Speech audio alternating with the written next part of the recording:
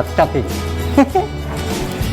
Hui, tempatnya sudah ketahuan, kita tinggal masuk. Assalamualaikum, iwak bedik numpak palapa. Wayai otak-atik bidang PKPLK. Kita akan temui Pak Kepala Bidangnya.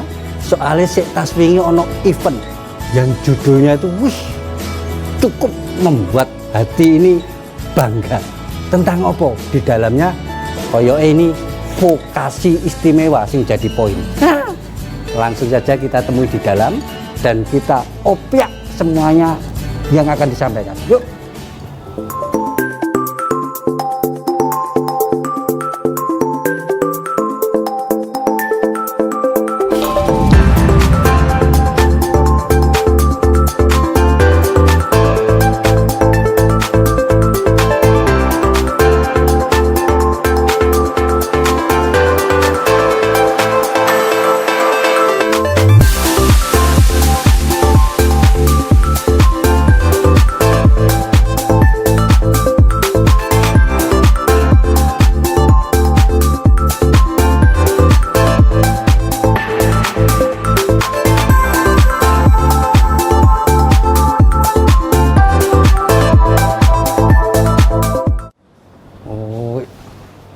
Wah,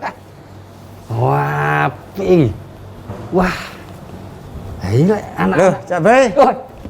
Wah, alah. Neng kene. Untungnya kok ya sik ono dekat tak gawa mulai gitu.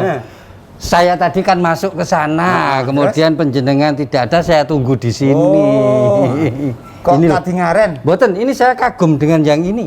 Ini yang melukis anak-anak seniman nasional yang diundang untuk melukis. Ini kebetulan anak ABK yang kemarin juara 2 tingkat nasional. Ini dalam festival lomba seni siswa nasional. Bagus ya, Cak ya? Ini Jan mau saya foto tak tempel kene ngomahku. Benar. Jan, tenan iki. Alhamdulillah. Gimana kabarnya, Cak Bay? Saya alhamdulillah. Lama kita nggak berjumpa. Nggih, wah wis jan meh 15 tahun iki. Iya. Sajeke Covid-19 niki. Terus iki mung tujuannya apa? Tujuannya itu saya itu kepingin nyocokno saja. Kebetulan ketika saya liwat di Batu di salah satu hotel tangga 11 ya. Itu kok ada sesuatu yang gegap gempita. Ternyata di situ anak-anak ABK atau anak-anak kebutuhan khusus itu banyak sekali di situ. Lah niku kan tentu ada gandeng cenengnya toh dengan bidang PKPLK. Betul. Apa tujuannya dan sebetulnya itu opo kok kenapa kok kepingin ditampilkan sampai segitunya niku nopo kinten-kinten. Itu megah ya, Pak? Wah, Cak Bay ngerti ya itu ya. Jadi gini, Cak Bay.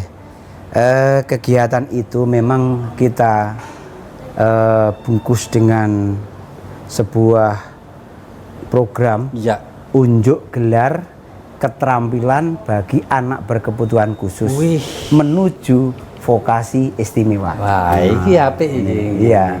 Jadi kemarin itu memang kami ingin memberikan panggung kepada anak-anak kita yang memiliki keterbatasan itu supaya dia itu bisa menampilkan baik itu karya keterampilan atau vokasinya itu atau non vokasi dalam bentuk bidang seni. Nah, bahkan saat itu Cak Bay, yang hadir yang diundang kegiatan itu luar biasa. Dibuka langsung oleh Bapak Kepala Dinas. Semua pejabat eselon 3 hadir, dihadiri oleh Ketua Dewan Pendidikan Provinsi Jawa Timur, Biro Kesos, Pemprov Jatim, Biro Kerjasama, juga dari Dinas Tenaga Kerja, dan semua Kacabdin yang ada di Jawa Timur. Sehingga program itu memang harapan kita akan membuat anak-anak ABK itu bisa mandiri tanpa diskriminasi dengan kompetensi yang dimiliki. Enggak ada yang membeda-bedakan. Betul. Nah, ini ada catatan khusus nih Pak Ton. Tadi disebutkan untuk mengekspos anak-anak itu mempunyai skill. Bahwa anak-anak ABK itu yo hebat juga kan gitu. Betul. Kemudian disinggung menuju kepada vokasi istimewa. Lah ini istimewane nopo? Apa Oh, kok gak vokasi ngono kan yo nganggo istimewa. Itu kan di mana istimewanya? Iya, kita buat istimewa itu karena begini. Sampai kadang-kadang orang memandang atau masyarakat memandang anak berkebutuhan khusus itu memang tidak bisa dikembangkan. Tapi ternyata anak berkebutuhan khusus itu bisa dikembangkan melalui keterampilan yang dimiliki, kompetensi yang dimiliki. Bukan berarti kita mengesampingkan akademiknya. Oke, mungkin akademik ada yang melanjutkan ke perguruan tinggi, tapi itu nggak banyak. Persentasenya kecil, tetapi lebih banyak dia akan diarahkan kepada peningkatan kompetensi yang dimiliki melalui keterampilan, sehingga nanti begitu lulus dari pendidikan formal di SLB itu anak sudah bisa mandiri dengan keterampilan yang dimiliki. Gitu. Jadi ini kalau salut tenan nih, tegese itu anak-anak ABK atau anak-anak dengan apa? ABK itu anak-anak berkebutuhan khusus itu tadi tidak lagi menjadi beban betul pihak lain kan lain. Dia memiliki keterampilan, memiliki kompetensi yang bisa dikembangkan saat dia nanti selesai melakukan pendidikan di SLB. Begitu lulus dia sudah bisa mandiri, nyambut gawe dhewe. Wah, iki apik tenan.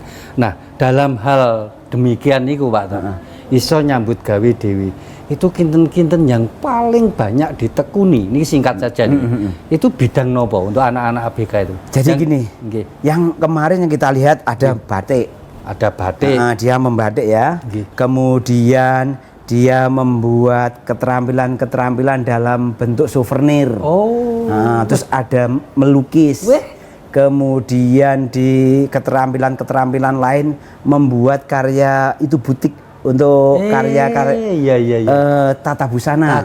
Dia bisa membuat baju, dia bisa membuat desain. Itu salah satu yang bisa nanti kita kembangkan ke anak-anak itu. Sepertinya ini salah duga saya nih. Salah duga ini salah songko, salah ngudoroso. Ngudoroso. Tak sangkane niki sing disoni ming hal-hal yang mudah. Nyun sewu, ngelempit, klambi, ternyata malah membuat baju. Betul. Dan itu belum tentu bisa dilakukan oleh wong sehat koyok kula niki. Kok maksud saya wong jangkep koyok kula niki Dan ini istimewa sekali, makanya penjenengan Boys tadi itu ada sebutan vokasi istimewa. Apik wong. Wis ya apa iki kok kelanjutane didongakno ae, ditontok ae supaya ini tujuan apik. Kalau tujuan apik tentu nanti outputnya juga menghasilkan sesuatu yang meletik dan boys. Nang Dindi tetap nang Jatim Cerdas.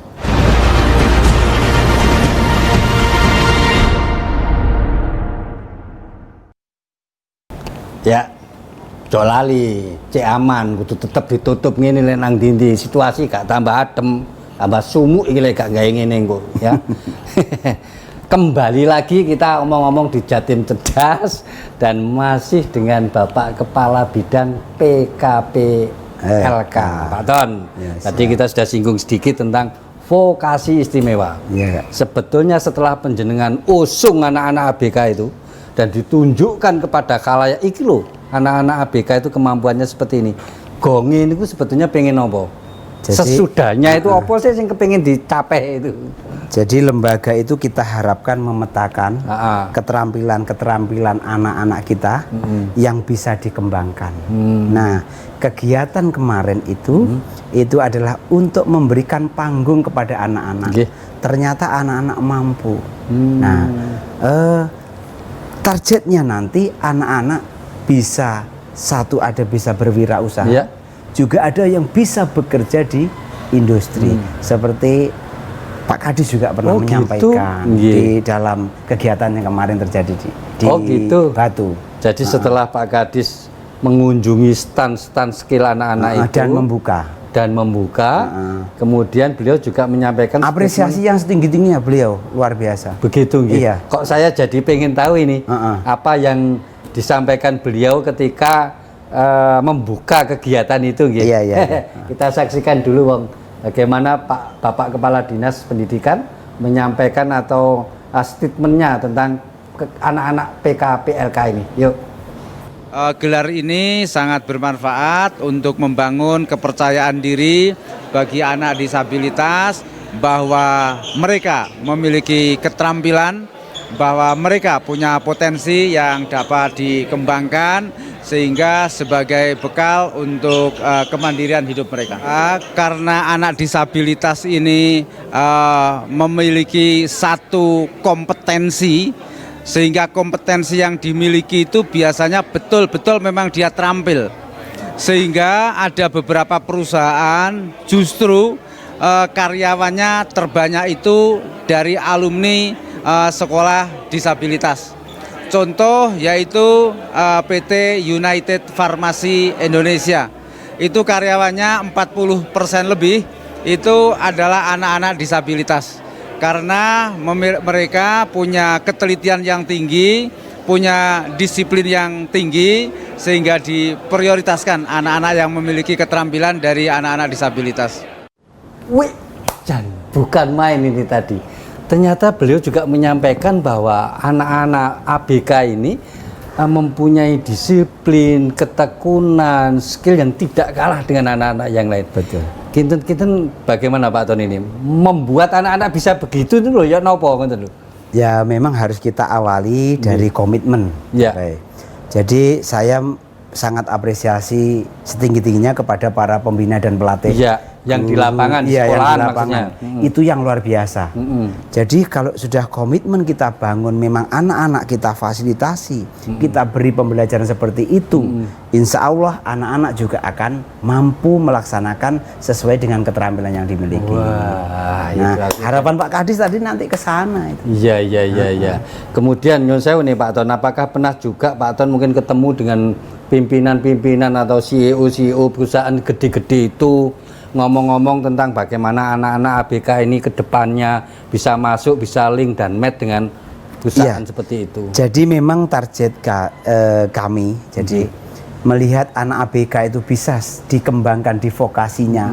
Maka saya katakan vokasi istimewa tadi, kami memang targetnya nanti mereka yang bekerja adalah kerjasama dengan industri. Saya pernah kunjungan seperti yang disampaikan oleh Bapak Kepala Dinas tadi di PT United Farmasi Indonesia. Memang 40% lebih karyawannya adalah dari anak disabilitas. Saya tanya kenapa? Karena anak-anak kalau sudah bekerja itu betul-betul konsentrasi. Oh, tekun di sana. Nah, itulah yang diharapkan oleh industri. Maka dengan kondisi seperti ini yang saya sampaikan kepada lembaga, jangan terpaku kurikulumnya itu adalah yang kaku, tetapi bagaimana dengan kebutuhan di industri nanti nyambung gitu ya. Jadi guru-guru juga akan bisa mengajarkan keterampilan yang dibutuhkan di industri itu. Dan masih banyak lagi. Waktu saya di Banyuwangi ada sekolah yang MOU dengan batik. Jadi anaknya lulusannya itu langsung ditampung di situ dan prakteknya juga di tempat batik itu. Dan kesannya di situ juga lebih disiplin, lebih fokus, yoga pola-pola kan begitu. Betul. Jadi satu sisi ada kelemahan, tapi sisi lain punya kelebihan. Yang kelebihan itu belum tentu bisa kita miliki. Musuh wong-wong sing jangkep-jangkep ngeten iki lho. Wah, iki jan tambah sip tenan iki. Kita lanjutkan lagi nanti otak-atiknya kaya apa sih anak-anak kita dengan kebutuhan khusus ini ke depannya kaya apa, panjenengan semua kudu jelas. Cok nanti tetap di Jatim Cerdas.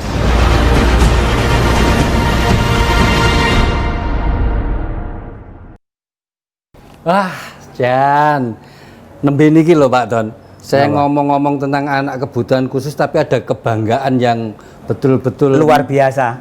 Gitu loh.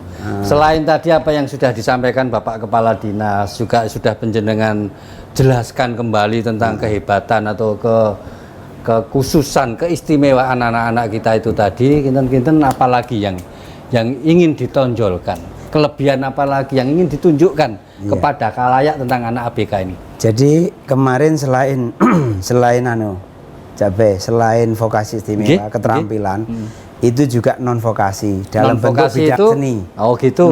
Jadi non vokasi itu dalam bidang seni. Kemarin ada tampilan anak-anak kita yang dari Banyuwangi, ada yang dari Malang. Saya lihat itu. Ya itu memang kita kembangkan juga.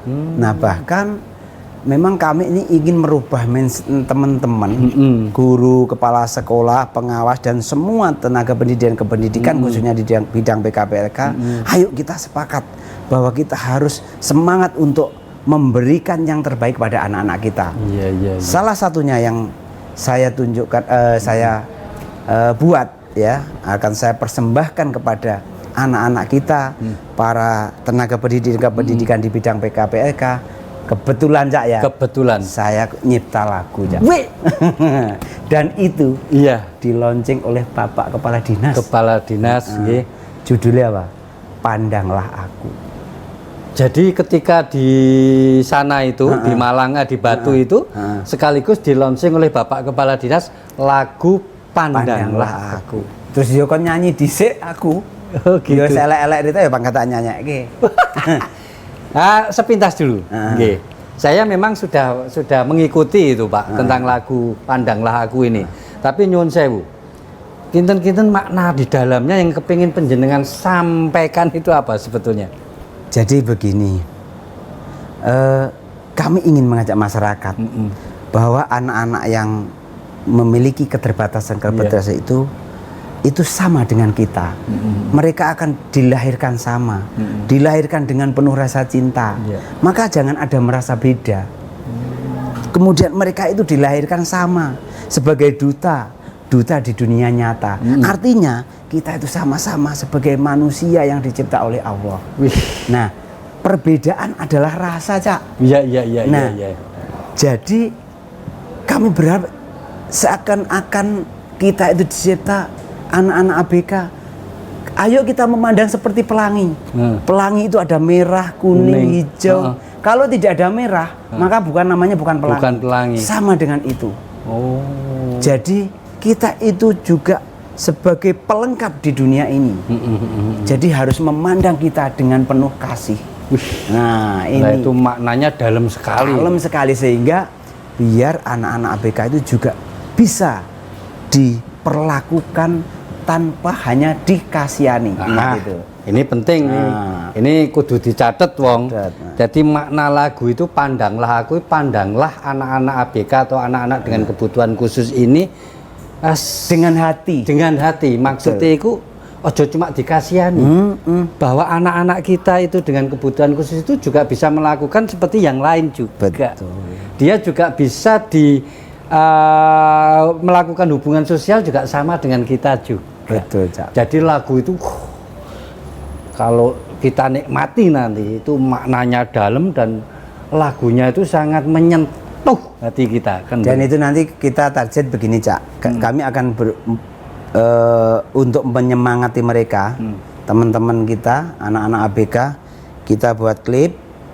Terus itu yang bermain adalah anak-anak ABK. Apik. Saya setuju sekali. Nah, ini tolong bolo-bolo JTV dikai penggawean nyuting klip. Paling enggak sih nyuting lah ya. Nyuting kok disegani. Jadi satu lagu ini tadi sudah diciptakan, sudah dibuat, sudah di-launching, bukan hanya untuk anak-anak dengan kebutuhan khusus, tapi untuk juga supaya kita semua jadi melek bahwa ternyata anak-anak kebutuhan khusus itu dipandang sama dengan yang lain. Jadi nanti tetap di Jatim Cerdas.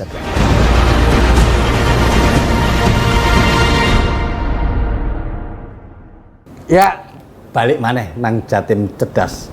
Ada catatan-catatan yang sangat bagus tentang visi ke depan bidang PKPLK kaitannya dengan anak-anak kebutuhan khusus itu, Pak Ton. Setelah penjenengan mengadakan event kegiatan sing seperti itu, kemudian mendapatkan tanggapan yang begitu bagus baik oleh Bapak Kepala Dinas, baik oleh tamu undangan semuanya. Kinten-kinten apa gongnya itu, Pak Ton kepingin seperti apa sih yang diinginkan, tanggapan-tanggapan atau langkah-langkah atau actionnya beliau-beliau itu? Jadi pertama yang saya harapkan komitmen dari tenaga pendidik ke pendidikan, mulai guru, kepala sekolah, pengawas, itu harus merubah mindset pada anak-anak kita, merubah mindset dalam proses pembelajaran. Guru pendidikan khusus itu harus pinter, harus cerdas. Ya. Karena 4 kompetensi guru adalah salah satunya adalah kompetensi profesional. Ada kompetensi pedagogik. Ya. Sehingga kalau dia tidak pinter, anak-anak kita mungkin diajar juga bisa saja dia tidak semangat. Begitu juga penampilan, kompetensi kepribadian. Ini adalah mindset yang harus kita rubah. Walaupun anak-anak kita itu memiliki keterbatasan seperti itu. Itu untuk guru. Untuk masyarakat, dunia usaha khususnya masyarakat umum dulu. Masyarakat umum, ayo kita memandang bahwa anak-anak kita yang memiliki keterbatasan itu, walaupun ada keterbatasan, di sana mesti ada kelebihan yang bisa dikembangkan. Maka dari itu, bagi orang tua yang kadang-kadang memiliki anak yang seperti itu, jangan sungkan untuk disekolahkan di SLB. Jangan malah malu dengan masyarakat. Jangan disimpan. Nah, ini yang kepada masyarakat. Karena di Jawa Timur, Cak, ada anak ABK itu 55,3% itu tidak sekolah, Cak. Karena salah satunya adalah orang tua memang nggak mau menyekolahkan karena mungkin ada rasa malu atau apa. Maka dengan kita tunjukkan kompetensi-kompetensi seperti ini, masyarakat biar percaya, oh ternyata SLB bisa merubah anak-anak yang memiliki keterbatasan itu. Untuk industri ini bisa memfasilitasi anak-anak kita yang memiliki keterampilan yang bisa dikembangkan di industri, karena di permen tenaga kerja di situ harus disisipkan 2% itu harus memfasilitasi anak difabilitas sebagai tenaga kerjanya. Nah, jelas itu keinginan yang sifatnya sangat manusiawi, wong. Jadi upaya yang dilakukan, usaha yang dilakukan ini tidak lain supaya anak-anak dengan kebutuhan khusus itu bisa menjadi anak-anak yang memang tanpa lagi menjadi beban yang lain, kan begitu. Muga-muga ini bisa dilaksanakan dengan dan ditompo dengan segala kepositifannya. Pak Ton, ini membahas lagu sing tadi itu. Oh iya. Saya ini kok mau pulangi saja kok ono kogel saja iki. Iya. Koyo apa sih lagune itu, coba nanti tak masukkan hati saya, kemudian akan saya hayati betul ya. Coba lagune sak baite sing sak bait tapi garingan ya. Oh iya. Garingan ki ora nganggo alat musik. Kita nikmati. Kita terlahir sama karena cinta. Jangan merasa beda. Kita terlahir sama sebagai duta di dunia nyata.